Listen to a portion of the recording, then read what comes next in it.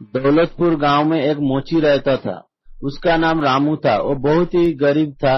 गांव के लोगों के जूते सिलकर वही मुश्किल से अपना गुजारा कर पाता था। गांव के सभी लोग उसी से अपने जूते सिलवाते थे। एक दिन वो जूते सिल रहा था, तभी उसका दोस्त घनश्याम वहां आया। उसने रामू से कहा, रामू, तुम इस गांव में कब तक जूते सिलते रहोगे? इससे तो तुम अपना पेट भी नहीं भर सकते। तुम एक काम करो, तुम शहर चले जाओ। शहर में तुम्हें इस काम के बहुत अच्छे पैसे मिलेंगे, जिससे तुम एक खुशहाल जिंदगी जी पाओगे। रामू कहता है, शहर कैसे जाऊं? मेरे पास तो 4 पैसे भी नहीं है, और वहां जाने के लिए तो पैसे की जरूरत पड़ेगी। ना ही अच्छे कपड़े और ना ही पहनने की जूते चप्पल। कैसे जाऊं मैं शहर?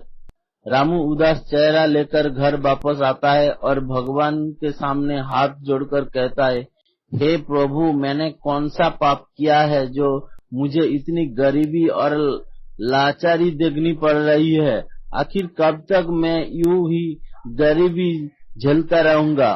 रामू भगवान से वार्तालाप कर ही रहा था कि सामने सड़क से एक फेरीवाला गुजरा। फेरीवाले की गाड़ी से 2 लाल रंग के जूते गिर गए। रामू ने जब वो सब देखा तो उसने तुरंत फेरीवाले को आवाज लगाई। फेरीवाले ने अपनी गाड़ी रोकी और पीछे मुड़कर देखा। उसने देखा कि 2 लाल रंग की जूते उसकी गाड़ी से गिर गए थे। जूते बहुत पुराने थे, इसलिए उसने जाने दिया और अपनी गाड़ी लेकर आगे बढ़ गया। फिर रामू ने उन दोनों जूतों को उठाया। रामू को उन जूतों का कलर बहुत पसंद आया। उसने अपने हाथों से उन जूतों को सिला और पहन कर देखा। रामू के पाँव में वो जूता काफी खिल रहे थे। वो उन्हें देखकर काफी हंस रहा था और खुश हो रहा था, क्योंकि काफी लंबे समय बाद उसने अपने पैरों में जूते पहने थे। वो बार बार जूतों को उतरता और पहनता और हंसने लगता। जूतों को पहनकर वो इतना खुश था कि वो अपने ख्वाबों में खो जाता है और एक शहर में घूमने लगता है। उसके पाँव में वही जूते हैं और वो खुशी खुशी एक समुद्र के किनारे टहल रहा है। अचानक से दयाराम सेठ आता है और रामू को झकझोरते हुए कहता है, ए रामू, पिछली बार तूने जूते सही से नहीं सिले।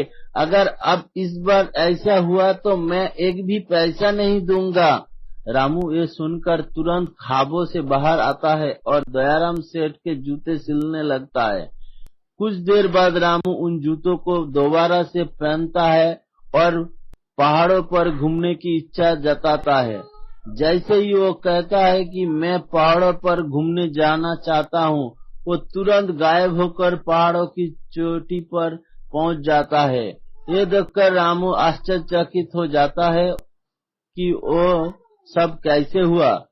चट्टान बहुत ऊंची थी, तो डर के मारे रामू के मुंह से निकला ही, मैं घर जाना चाहता हूँ। रामू तुरंत वहाँ से गायब हो जाता है और घर पर आ गया। अब रामू को इन जूतों पर शक हुआ। उसने उन जूतों को उतारा और फिर कहा, मैं पहाड़ों पर जाना चाहता हूँ। लेकिन इस बार कुछ नहीं हुआ। उसने फिर जूतों को पहना और फिर कहा, मैं पहाड़ों पर जाना चाहता हूँ। इस बार वो फिर पहाड़ों पर पहुँच गया। अब उसे यकीन हो गया था कि ये सब उन जादुई जूतों से ही हो रहा है। इस बार रामू ने समुद्र पर जाने की जिद की और तुरंत समुद्र पर पहुंच गया। उसने समुद्र के पानी में डुबकी लगाई और थोड़ी देर बाद बाहर आया। अब उसने जंगल में बाघ देखने की जिद की। वो तुरंत एक घने जंगल में पहुंच गया, जहां पर एक बड़ा सा बाघ टहल रहा था।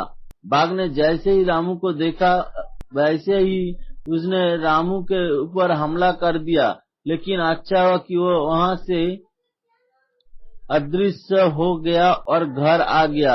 इस बार उसे समझ आ गया था कि दोबारा से ऐसी कोई गलती नहीं करूंगा। इतने में एक डॉक्टर रामू के पास से गुजरा। रामू ने उसे रोका और पूरी कहानी उसे बताई। डॉक्टर ने वो खबर एक रिपोर्टर को बताई। कुछ ही समय में काफी सारे रिपोर्टर वहां आ गया। धीरे धीरे रामू की पहचान बढ़ने लगी।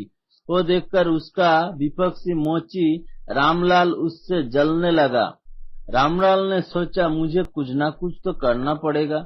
रात को रामलाल रामू के घर आता है और रामू का सोते हुए देखकर वो उसके जूतों पर ब्लेड चला देता है, जिससे जूते पूरी तरह से उधड़ जाते हैं और वापस घर आ जाता है। सुबह जब रामू सोकर उठता है तो वो अपने जूतों को देखता है। उसके जूते पूरी तरह से फट चुके थे। वो देखकर वो हैरान रह जाता है। शाम को तो मैंने सही जूते रखे थे, अब ये कैसे फट गया? जरूर किसी की शैतानी है। रामू उठता है और दोबारा से उन जूतों को सिल देता है। जूते दोबारा से पहले जैसे ही हो जाते हैं। अब जब जूते पहनकर वो घर से बाहर जाता है, कुछ लोग भागते भागते रामलाल के घर की ओर जा रहे थे। लोगों को भागता हुआ देखकर रामू ने उसने पूछा, क्या हुआ?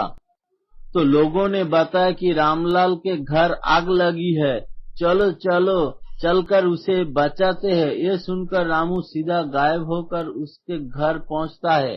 रामलाल के घर में आग लगी हुई थी और उसका बेटा घर में फंसा हुआ था।